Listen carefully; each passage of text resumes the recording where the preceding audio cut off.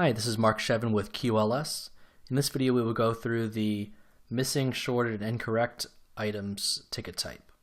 So starting again on the create ticket page, we have our first and last name in, email address, title for our ticket, and then looking at missing, shorted, or wrong items received, so clicking this. Then we're brought to a new set of boxes and a new description. So again, manufacturer, select the manufacturer here. If it's unknown, write unknown. If not, select here. In this case, let's assume it's something from Birchwood. And project name, let's say this is Duke Hospital.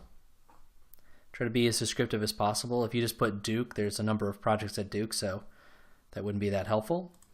Electrical contractor, optional, but good to list. What is wrong? So missing or shorted items, it's just what it sounds like, shorted items. Before selecting this, just make sure to check with us that the item is actually shipped. So confirm that it's shipped and is shown as delivered before clicking this here. Now received incorrect items, self-explanatory. Received another customer's order. This is a little bit more of a difficult situation.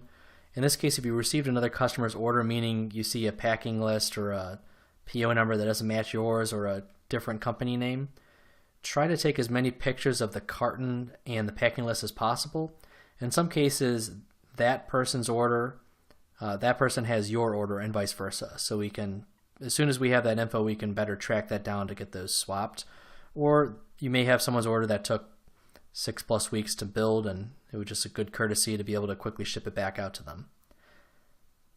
Other, any scenario that doesn't cover the above. Shouldn't have too many of those. Most of these three should cover 99% of your issues. So let's say it's just a simple missing item.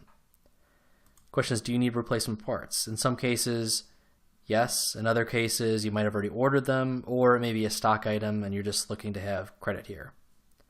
If you say need replacements, it will then prompt for a shipping address.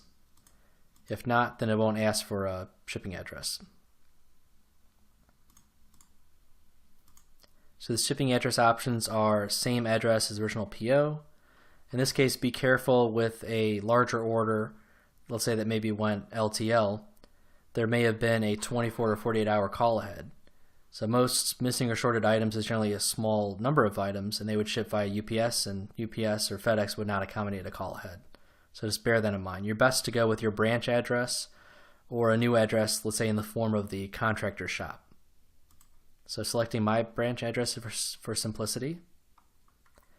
Then we have this area here. So you have in green what you ordered or were expecting and what you received.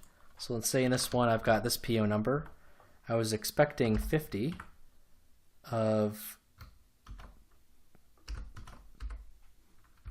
this part number, and I only received quantity 48 of.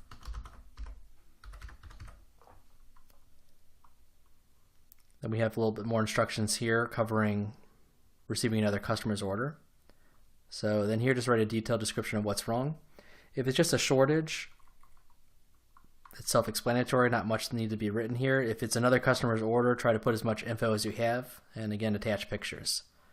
Then going down to the very bottom, there's an option to upload files. If you have PDFs or screenshots, scans, faxes, whatever, they can all be attached here. Just say open, and it will attach it in.